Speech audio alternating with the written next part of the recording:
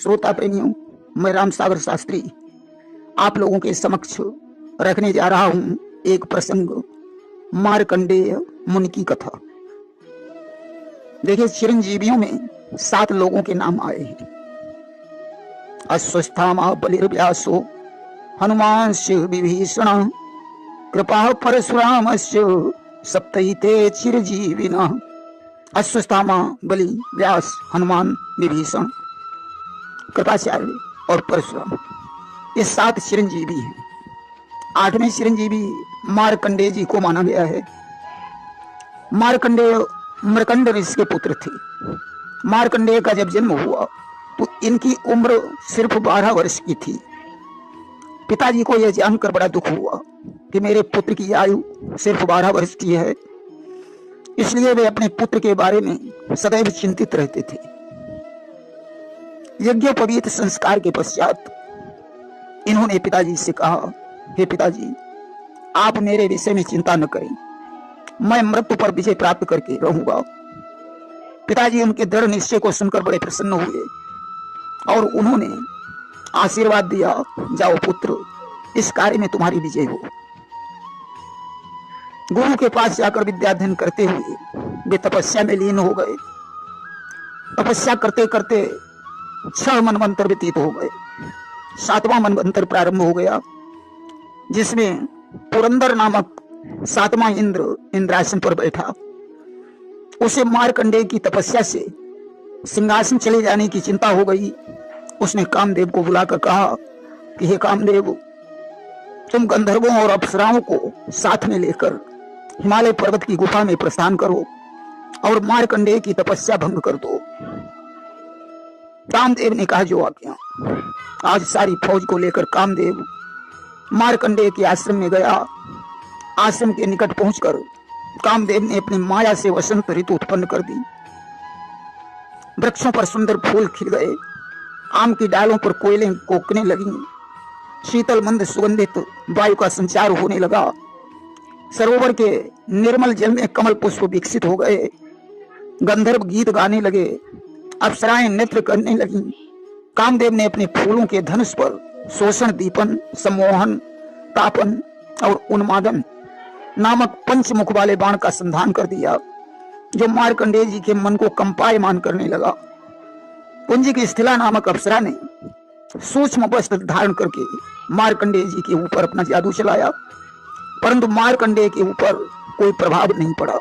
गोस्वामी तुलसीदास जी ने लिखा है कि सीम को चापी सकई को तासु और बड़ रखवार रमापति जासु।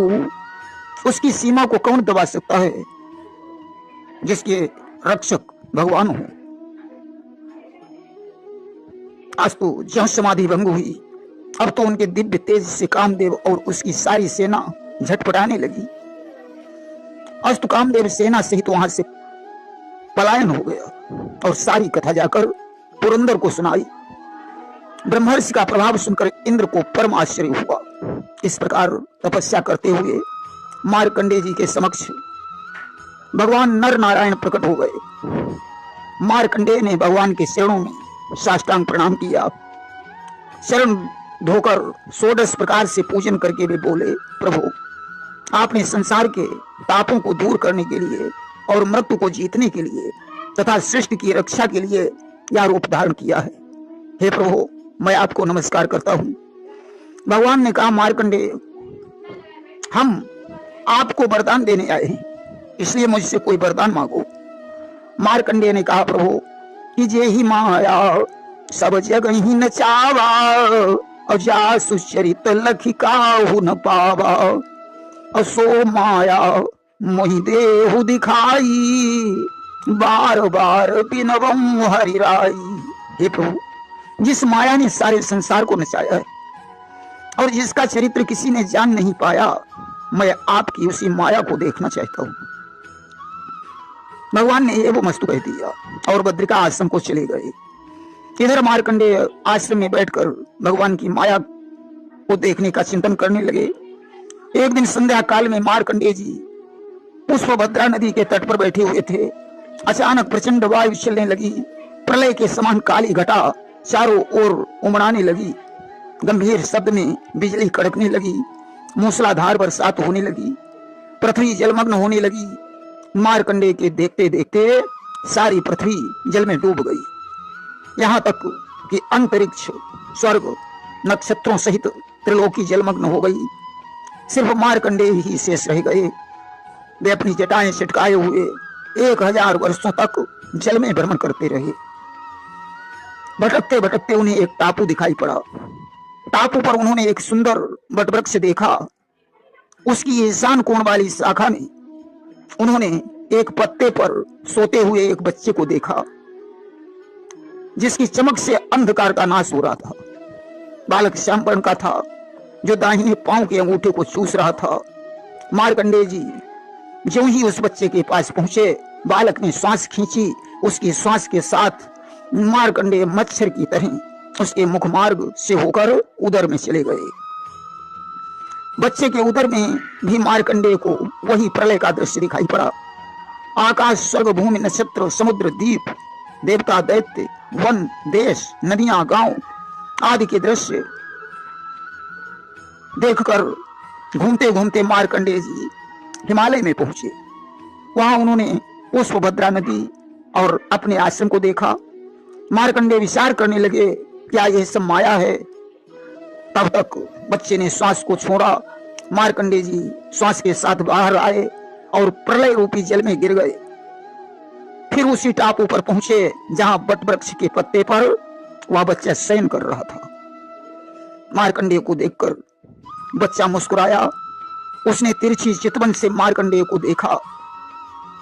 मार्कंडेय उस बच्चे का आलिंगन करना चाहते थे। ज्यों ही उन्होंने बच्चे को हृदय से लगाना चाहा, बच्चा अंतर्ध्यान हो गया। उसके अंतर्ध्यान होते ही सारी माया लोप हो गई। मार्कंडेय मुनि ने देखा कि मैं पुष्पभद्रा नदी के तट पर बैठा हुआ हूं।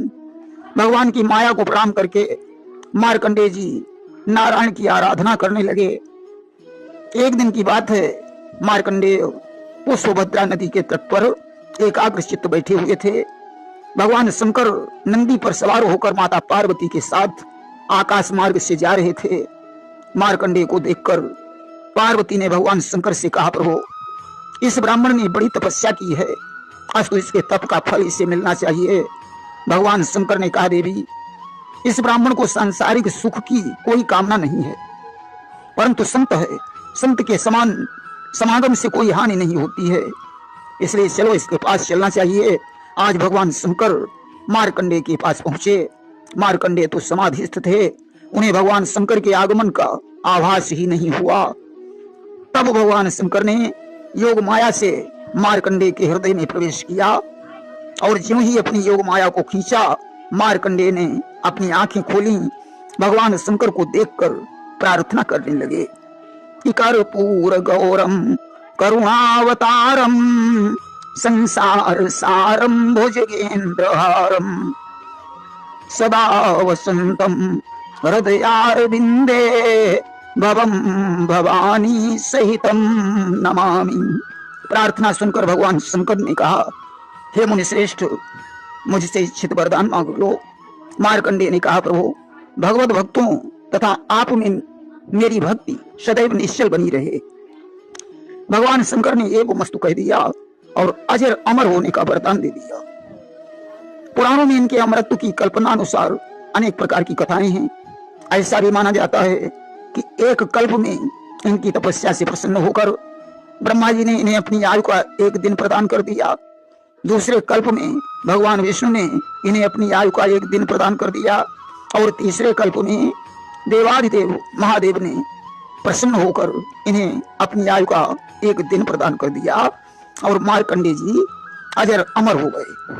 वहीं ऐसा भी कहा जाता है कि ब्रह्मा और विष्णु ने इन्हें चिरंजीव होने का वरदान दे दिया और भगवान शंकर ने इन्हें मृत्यु पर विजय प्राप्त करने का वरदान दे दिया, जिससे मार्कंडेय जी अमर हो गए। प्रेम से बोलिए वृंदावन बिहारी लाल की जय। श्रोता प्रेमियों, मैं राम सागर शास्त्री आप लोगों के समक्ष रखने जा रहा हूं मार्कंडेय की शिव भक्ति। देखिए, कुत्स मुनि के पुत्र का नाम मृगसंग था।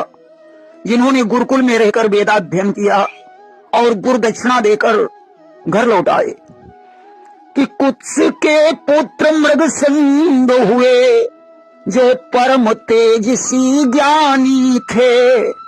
गुरुकुल में पढ़कर वेद शास्त्र घर को लौटे विज्ञानी थे। पिता ने विवाह के योग्य जानकर उचथ की पुत्री सुव्रता के साथ उनका ब्राह्म विवाह कर दिया, कि पितु ने विवाह के योग्य देख शादी के लिए विचार किया। सुव्रता उचथ की पुत्री थी, उसके संग ब्राह्म विवाह किया। सुव्रता की 3 सहेलियां थीं, जिनका नाम कमला, विमला और सुरसा था। इन तीनों का विवाह भी मृगसंग के साथ हो गया, कि कमला, विमला, सुरसा तीनों सुव्रता की परम सहेली थी। वे भी मुनि की पत्नियां बनी, जो रूपवती अलबेली थी। विवाह होने के पश्चात सुव्रता से मृकंड नामक पुत्र का जन्म हुआ। कमला ने उत्तम नामक पुत्र को जन्म दिया तथा विमला से सुमति नामक पुत्र उत्पन्न हुआ। सुरसा से सुव्रत का जन्म हुआ, कि सुव्रता से प्रकट मृकंड हुए। कमला ने उत्तम जाए हैं, विमला ने सुमति पुत्र जाया, सुरसा के सुव्रत कहाए हैं। इनमें मृकंड परम तेजस्वी थे। मृगसंग ने मृकंड को वेदों का ज्ञान दिया। थे मृकंड मुनि तेज निधाना, पितु पढ़ाई दीनो बहु ज्ञाना। ज्ञानवान बनने के पश्चात पिता ने मुदगल ऋषि की पुत्री मरुद्वती के साथ उनका विवाह कर दिया, कि मुदगल सुता मरुद्वती नामा, बनी मृकंड ऋषि की बामा। उत्तम का विवाह इन्होंने कण्व की पुत्री कुशा के साथ कर दिया, कि उत्तम ब्याह कुशा संग कीन्हा, कण्व सुता जाको जग चीन्हा। सुमति का विवाह सत्या के साथ हुआ तथा सुव्रत का विवाह पृथु की पुत्री प्रियंवदा के साथ कर दिया। कि सुमति ब्याह सत्या संग कीन्हा, सुव्रत पृथु सुता निज हित चीन्हा। राही प्रियंवद जाकर नामा, सोई बनी सुमति की बामा। राई प्रियंवद जाकर नामा, सोई बनी सुव्रत की बामा। अब तो मृगसंग पुत्र और पौत्रों वाले बन गए। एक दिन उन्होंने अपनी चारों पत्नियों का भार पुत्र पौत्रों को समर्पित कर दिया और जंगल में तपस्या करने चले गए। इधर मृकंड इसकी पत्नी मरुद्वती से कोई पुत्र नहीं हुआ, बाकी इनके तीनों भाई पुत्रों वाले हो गए। अब तो इन्हें पुत्र की चिंता दिन रात सताने लगी। एक दिन इन्होंने अपनी पत्नी मरुद्वती के साथ पुत्र की कामना से भगवान शंकर की तपस्या करने के लिए वन में प्रवेश किया। कि सुत बीन मृकंड दुख पाई, कानन कीन कठिन तप जाई। भगवान शंकर उनकी तपस्या पर प्रसन्न हो गए। उन्होंने साक्षात दर्शन दिए और कहा, वत्स मुझसे कोई वरदान मांग लो। मृकंड ने हाथ जोड़कर कहा, भोलेनाथ मुझे एक पुत्र चाहिए। कि तब मृकंड यस वचन उचारा, देहु पुत्र मोहि शंभु उदारा। भगवान शंकर ने कहा, मृकंड अगर गुणहीन पुत्र चाहिए तो लंबी उम्र वाला मिलेगा, परंतु अगर गुणवान पुत्र चाहते हो तो उसकी आयु 16 वर्ष की ही होगी। अब मुझे बताओ तुम्हें कैसा पुत्र चाहिए। मृकंड ने कहा, भोलेनाथ उसकी आयु भले ही 16 वर्ष की हो, परंतु मुझे गुणवान पुत्र ही चाहिए। कि भले ही आयु 16 की होई, गुणनिधि पुत्र चाहिए मोही। भगवान शंकर ने एवं वस्तु कहा और अंतर ध्यान हो गए। एवं वस्तु कही कृपा निधाना, तत्क्षण हुई गए अंतर ध्याना। भगवान शंकर ने एवं वस्तु कहा और अंतर ध्यान हो गए। एवं वस्तु कही कृपा निधाना, तत्क्षण हुई गए अंतर ध्याना। कि भले ही आयु 16 की होई, गुणनिधि पुत्र चाहिए मोही। भगवान शंकर ने एवं वस्तु कहा और अंतर ध्यान हो गए। आज तो भगवान शंकर की कृपा से मरुदती गर्भवती हो गई और 10वें महीने में उसने एक सुंदर पुत्र को जन्म दिया। मृकंड मुनि ने उसका नाम मार्कंडेय रख दिया। धीरे धीरे मार्कंडेय 5 वर्ष के हो गए कि 5 वर्ष को भय कुमारा किन जने शास्त्र आधारा। पिताजी ने मार्कंडेय का यज्ञोपवीत संस्कार करवाया, वेद शास्त्र में पारंगत बनाया। धीरे धीरे मार्कंडेय जी 16 वर्ष में पड़ गए। अब तो माता पिता चिंता में डूब गए कि पुत्र की अवस्था तो 16 वर्ष की ही है कि 16 के भय सुत जब ही मात पिता व्याकुल भय तब ही। माता पिता अपने पुत्र को देख देख कर बेचैन रहने लगे। उनकी आंखों में आंसू भर आते थे कि निरखी निरखी सुत को बेचैना भरिया वही आंसू दो नैना। एक दिन मार्कंडेय ने अपने पिता को उदास देखकर कारण पूछा कि पिता उदास देखी अति भारी सुत तब या विधि गिरा उचारी। उन्होंने कहा, हे पिताजी, क्या कारण है जो आपका मुखमंडल मुरझाया हुआ रहता है? कि कहु तात का दुख समावा यही कारण तब मुख मुरझावा। मृकंड ने आज अपने पुत्र को हृदय से लगा लिया और आंखों से आंसू पोंछ कर कहने लगे, बेटा, ये 16वां साल है, तुम्हारी आयु तो सिर्फ 16 वर्ष की ही है। अब तो मुझे फिर पुत्रहीन बनकर जीना पड़ेगा, क्योंकि शंकर जी ने मुझे ये पहले ही बता रखा है। और सुत उठाई मुनि हृदय लगावा कारण ताहि सकल समझावा। मार्कंडेय ने कहा, पिताजी, आप चिंता मत कीजिए, मैं भगवान शंकर की तपस्या करके लंबी आयु वाला बन जाऊंगा कि करी हूं तप शंकर को जाई और हुई हूं अमर न कछु कठिनाई। तपस्या में बहुत बड़ी शक्ति है, अतः मुझे तपस्या करने की आज्ञा दीजिए।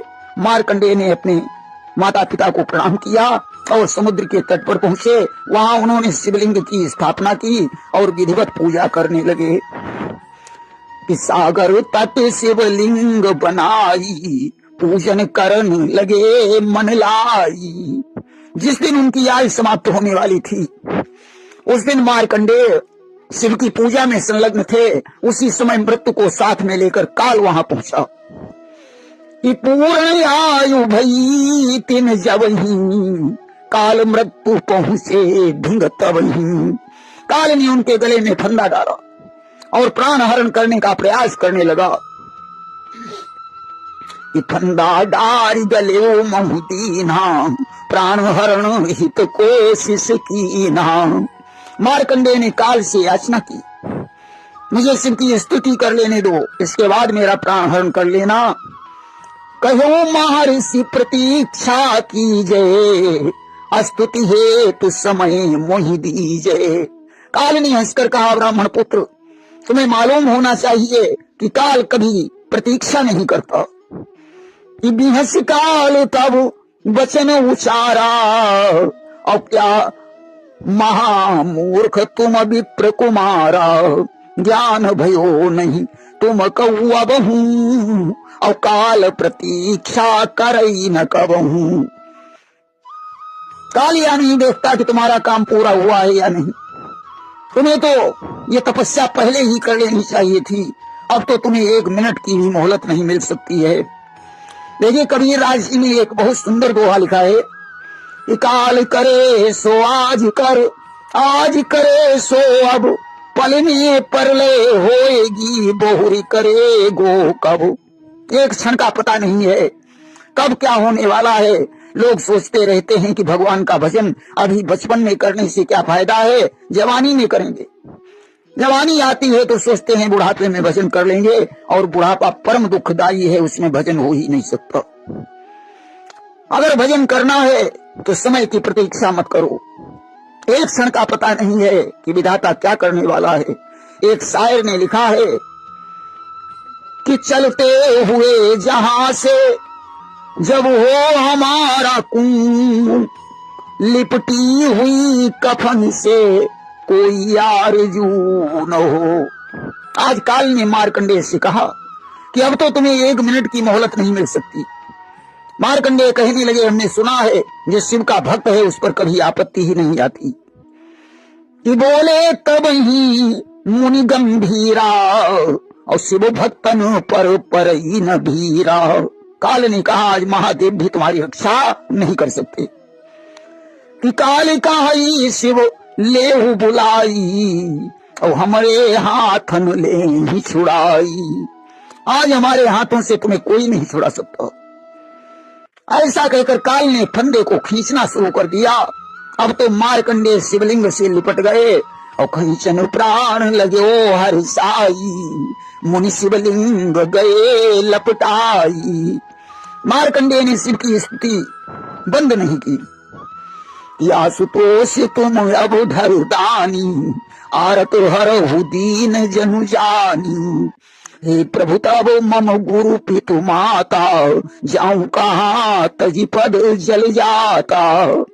मार्कंडेय कहने लगे कि हे आशुतोष, हमारी विपत्ति का हरण करो, आप ही हमारे माता पिता और गुरु हैं।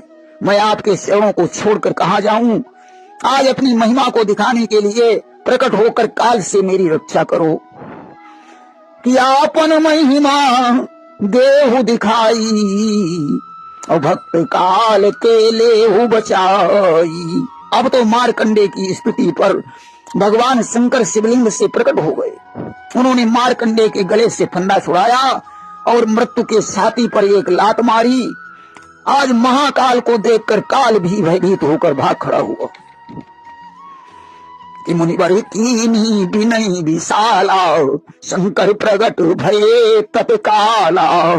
कंची के लात मृत्यु के मारी, गिरो जाई सो धरणी मझारी। स्तुति करन लगे मुनि ज्ञानी, महादेव बोले मृदुबानी। अब तो भगवान शंकर को देखकर मार्कंडेय जी फिर स्तुति करने लगे।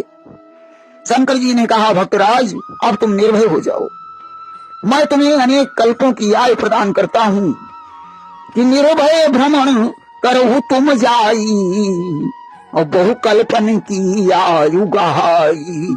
तुम्हारी उम्र इतनी होगी कि तुम अपनी आंखों से अनेकों प्रलयों का दर्शन करोगे। इतनी आयु गई सुख देना, और कई प्रलय दिखी हो निज नैना। आज भगवान शंकर से अमरता का वरदान प्राप्त करके मार्कंडेय अपने माता पिता के पास लौट आए। वरदान मुनीस सिधाए, वापस लौटी पिता ढिंग आए।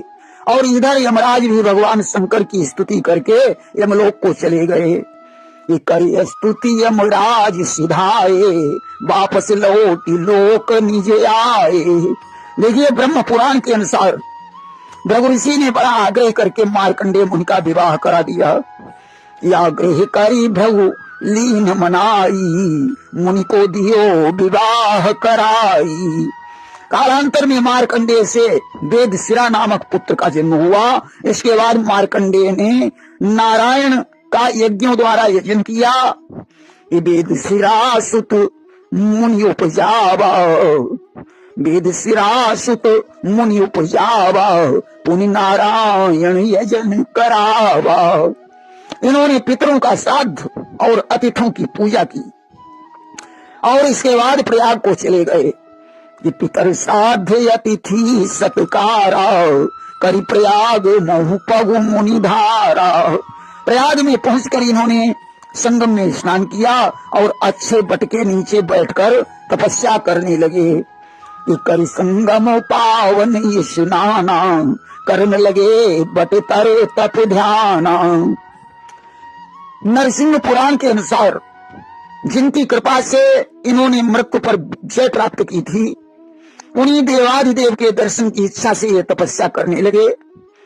कि जिनकी कृपा मृत्यु जय पाई, और तीन दर्शन हित तप मन लाई। एक दिन की बात है, वे भगवान की पूजा करके स्तुति करने लगे। कि जगत पतिम क्षीर समुद्र मंदिरम, सारंग पाणि मुनि वृंद वंदितम, श्रियापतिम श्रीधरमी समीश्वरम, नमामि गोविंद मनंत वर्षसम। आज इस प्रकार पूजा करने के पश्चात वे स्तुति करने लगे कि कर पूजा सादर मन लाई, अब स्तुति करन लगे हर साई। उस समय भगवान ने आकाशवाणी में कहा कि जब तक तुम समस्त तीर्थों में स्नान नहीं कर लेते तब तक तुम्हें मेरे दर्शन नहीं हो सकते हैं। गंगा ने गिरा बही परम सुहाई, और जब सब तीर्थ लियऊ नहाई, फिर हुई है विशुद्ध तन तोरा, और तब ही दर्श मिलई मुनि मोरा। मार्कंडेय ने पूछा वो कौन सा स्तोत्र है जिसका जप करने से संपूर्ण तीर्थों के स्नान का फल प्राप्त हो जाता है। आकाशवाणी ने कहा कि जय विष्णु महादेव, जय नित्य मधोक्षज, प्रसादम कुरु देवेश, दर्शयाद्य सुकाम तनुम। अब तो मार्कंडेय ने भगवत नामों का कीर्तन किया। पीतांबरधारी भगवान उनके सामने प्रकट हो गए कि मुनि कहूं सो स्तोत्र बतावा, और जाते दर्शनाथ को पावा। भगवान ने कहा मार्कंडेय मुझसे कोई वरदान मांग लो। मार्कंडेय ने कहा प्रभु मुझे तो बस आपकी भक्ति चाहिए। कि कहा प्रभु मांगी ले वरदाना, मुनि का भक्ति देहु भगवान। भगवान ने कहा तुम मृत्यु पर तो पहले ही विजय प्राप्त कर चुके हो। यह तीर्थ आज से तुम्हारे ही नाम से प्रसिद्ध होगा। अब तुम क्षीर सागर में योग निद्रा का आश्रय लिए हुए हमारे दर्शन करोगे। इतना कहकर भगवान अंतर ध्यान हो गए। मार्कंडेय वहीं रहकर मुनियों को वेद शास्त्र सुनाने लगे। तदनंतर वे भगवान के दर्शन हेतु क्षीर सागर में पहुंचे। अक्षीर सिंधु महामुनि जब गए, और दर्शन ताहा विष्णु के भयऊ। उन्होंने भगवान को प्रणाम किया। भगवान ने कहा मार्कंडेय मुझसे कोई वरदान मांग लो। मार्कंडेय ने कहा प्रभु मैं जन्म और मृत्यु से रहित होकर यहाँ नित्य निवास करूं। भगवान ने कहा कि हे भृगुनंदन तुम जहाँ जहाँ रहकर हमारा स्मरण करोगे मैं वहां वहां आकर तुम्हें दर्शन दूंगा। कि जहाँ जहाँ सुमिरन करऊ उदारा, और तहाँ तहाँ हुई है दर्श हमारा। अब तो मार्कंडेय को सर्वत्र भगवान के दर्शन होने लगे। देखिए पद्म पुराण में इनके विवाह की कोई चर्चा नहीं की गई है और न क्षीर सागर में जाने की चर्चा है। पद्म पुराण में यही बताया गया है कि कल्प के अंत में महाप्रलय के समय मार्कंडेय अकेले ध्यानावस्था में बैठे हुए थे। अचानक प्रचंड आंधी चलने लगी, पृथ्वी पानी में डूब गई। भगवान विष्णु एक कारण में शेष शैया पर शयन करने लगे। जब मार्कंडेय की आंखें खुली तो उन्होंने पृथ्वी को जल में डूबा देखा। वे स्वयं जल में गोते खाने लगे। उन्होंने तैरना शुरू कर दिया और भगवान का ध्यान करने लगे। भगवान बोले पुत्र मेरे पास आ जाओ। मार्कंडेय ने जल में एक विशाल वटवृक्ष देखा। उसके ऊपर पलंग पड़ा था जिसमें बाल रूपधारी कृष्ण लेटे हुए थे।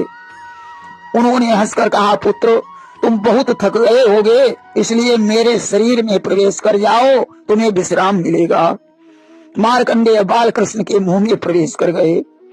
वहां जाकर उन्होंने सातों समुद्र, द्वीप, पृथ्वी, पर्वत और वृक्षों को देखा। वे इधर उधर भ्रमण करने लगे। एक दिन मुख खुलने पर वे बाहर निकल आए और एकार्णव जल में गोते खाने लगे। अब बाल कृष्ण भगवान ने कहा पुत्र मेरी शरण में आ जाओ अन्यथा डूब जाओगे। अब मार्कंडेय भगवान की स्तुति करने लगे। भगवान ने कहा पुत्र अपनी अभिलाषा कहो। मार्कंडेय बोले मैं आपकी माया को जानना चाहता हूँ और आपके तत्व को समझना चाहता हूँ। भगवान ने कहा देवता भी हमारे तत्व को नहीं जानते, परंतु परम प्रेम होने के कारण तुम्हें बता रहा हूँ। पूर्व काल में मैंने जल को नारा नाम दिया था। उस नारा में मेरा निवास है, इसलिए मैं नारायण कहलाता हूँ। सृष्टा संहर्ता मैं ही हूँ, ब्रह्मा विष्णु इंद्र मैं ही हूँ। प्रलय काल आने पर मैं त्रिलोकों का नाश करता हूँ। उत्पत्ति पालन और संहारण मेरे ही धर्म है। अब तुम मुझसे कोई वरदान मांग लो। मार्कंडेय ने कहा कि मैं पुरुषोत्तम तीर्थ में शिव का बड़ा मंदिर बनवाकर शिव की प्रतिष्ठा करना चाहता हूँ, मुझे ऐसा वरदान दीजिए। भगवान ने तथास्तु कह दिया और बोले रुद्र ही विष्णु और विष्णु ही महादेव हैं। अस्तु वह स्थान मार्कंडेय हृदय के नाम से प्रसिद्ध होकर दिव्य तीर्थ बन जाएगा। ऐसा कहकर भगवान अंतर्ध्यान हो गए। देखिए, इस प्रसंग को श्रवण करने से पापों का शमन होता है और भगवान की भक्ति प्राप्त होती है, आयु की वृद्धि होती है और अंत में भगवान के लोक की प्राप्ति होती है। प्रेम से बोलिए वृंदावन बिहारी लाल की जय। श्रोता प्रेमियों, मैं राम सागर शास्त्री आप लोगों के समक्ष एक प्रसंग रख रहा हूं, माया दर्शन। देखिए सज्जनों, एक बार सुदामा ने भगवान कृष्ण से कहा, प्रभु अपनी माया दिखाओ। जे माया सब जगह ही नचावा, जासु चरित लखी काहू न पावा। सो माया मोहि देहु दिखाई, सुनत कृष्ण बोले मुस्काई। प्रभु जिस माया ने सारे संसार को बस में कर रखा है, मैं वो देखना चाहता हूँ। आज सज्जनों सुदामा को गोमती तट पर ले आए हैं और कहा रखे ओ की दीन भगवाना, लगे करन पावन स्नाना। गोमती के तट पर भगवान ने अपना रथ रोक दिया, स्नान करने लगे। कृष्ण के स्नान के बाद सुदामा जी स्नान करने गए तो डुबकी मारी दीख दुजराई, भीषण बाढ़ नदी महा आई। सुदामा ने जैसे डुबकी मारी तो क्या देखा कि नदी में भीषण बाढ़ आ गई है। बहे जात छूटो पतवारा, हाय हाय दुज देव पुकारा। और मैं उसमें बहा जा रहा हूँ। एक नाव पर बैठकर सुदामा जी पार हुए, एक गांव में पहुंचे। एक हथनी ने गले में माला डाल दी। लोगों ने कहा कि हमारी नगरी का नाम मायापुरी है, यहाँ का राजा मर गया है। हम लोगों ने प्रतिज्ञा की थी कि जिसके गले में ये हथनी माला डाल देगी वही यहाँ का राजा होगा। अब बन गयो हमारो काजा, तुम बन गए के राजा। आज से तुम यहाँ के राजा हो गए हो। सज्जनों, राजसुता के साथ में विवाह हो गया। सुदामा 12 वर्ष में एक पुत्र एक कन्या का जन्म हुआ सुदामा के यहाँ। एक दिन सुदामा की स्त्री मर गई। सुदामा जी रोए। लोगों ने चिता बनाकर तैयार की। कहा हमारे मायापुर का ये नियम है कि जिस पुरुष की स्त्री मर जाती है उस पुरुष को उसके चिता के साथ जला देते हैं। जिस पुरुष की स्त्री मर जाती है उसे स्त्री के साथ, और जिस स्त्री का पुरुष मर जाता है उसे पुरुष के साथ जला दिया जाता है। अब सज्जनों सुदामा चक्कर में पड़ गए तो सोची सुदामा लीन बहाना, भैया मैं करी हूँ स्नाना। सुदामा जी ने एक बढ़िया उपाय सोचा कि भैया मैं स्नान कर लूं, पूजा बंधन कर लूं, इसके बाद तुम मुझे जला देना। आज सुदामा स्नान करने गए तो 4 लोग साथ में गए कि कहीं ऐसा न हो ये भाग जाए। कि जैसे जल मा डुबकी मारी, खोले नयन दीख बनवारी। जैसे जल में डुबकी मारी, आंखें खोली तो सामने भगवान खड़े हैं। मंद मंद रहे प्रभु मुस्काई, बिजवर आंसू रहे बहाई। भगवान मंद मंद मुस्कुरा रहे हैं, सुदामा जी आंसू बहा रहे हैं। आज कहने लगे हैं सुदामा कि जो देखे उसो कहा घन श्यामा, कृष्ण कहे माया यही नामा। अभी अभी प्रभु जो मैं देख रहा था वो सब क्या था? भगवान कृष्ण ने कहा दादा यही तो माया है।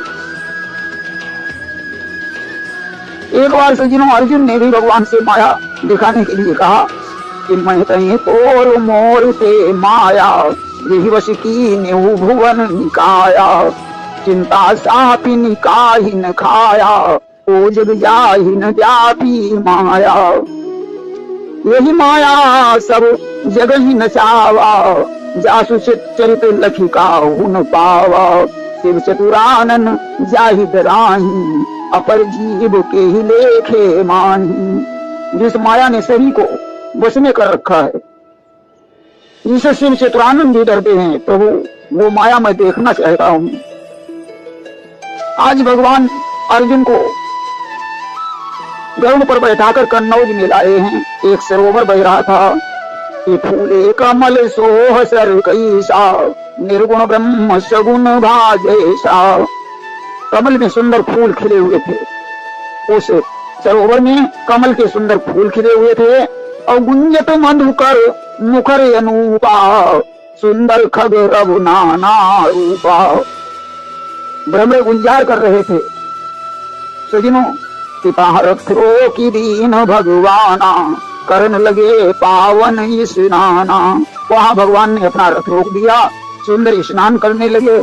आज कृष्ण के बाद अर्जुन नहाने के लिए गए तो अर्जुन जैसे ही डुबकी मारी, नरते तुरंत बने हैं नारी। जैसे अर्जुन ने उसमें डुबकी मारी, नर से नारी बन गए। भगवान अंतर ध्यान हो गए। तालध्वज नाम का एक राजा आया, वह घोड़े पर बिठाकर घर लाया। सजनों, इनके 12 पुत्र पैदा हुए, बड़े होकर मर गए। अर्जुन पुत्रों के मोह में रोए। भगवान बूढ़े ब्राह्मण बन करके आए कि चलो सरोवर में स्नान करो, दुख मिट जाएगा। तो अर्जुन जैसे ही डुबकी मारी, जैसे डुबकी मारी, सामने कृष्ण को देखा। अर्जुन की आंखों में आंसू थे। प्रभु अभी अभी जो मैं देख रहा था ये सब क्या था? भगवान ने कहा, अर्जुन यही तो माया है। आज सजनों, माया की बात करते हैं तो एक बात और याद आ जाती है। महाभारत में एक कथा आई है कि भगवान कृष्ण ने भीम को माया दिखाई। देखिए, एक दिन की बात है कि एक रात धर्म को महलों में द्रौपदी नजर नहीं आई है। व्याकुल होकर प्राणेश्वर ने प्रिय को आवाज लगाई है। एक दिन की बात है, धर्मराज को द्रौपदी महलों में नजर नहीं आई। इन्होंने द्रौपदी को पुकारा। द्रौपदी सच छत के ऊपर थी तो सुनकर आवाज धर्मपति की द्रौपदी वहां से भाई है। जब लगी उतरने सीढ़ी से तो मोच पांव में आई है। जैसे से उतरी है, सीढ़ी से उतरी, उसके पैर में मोच आ गई।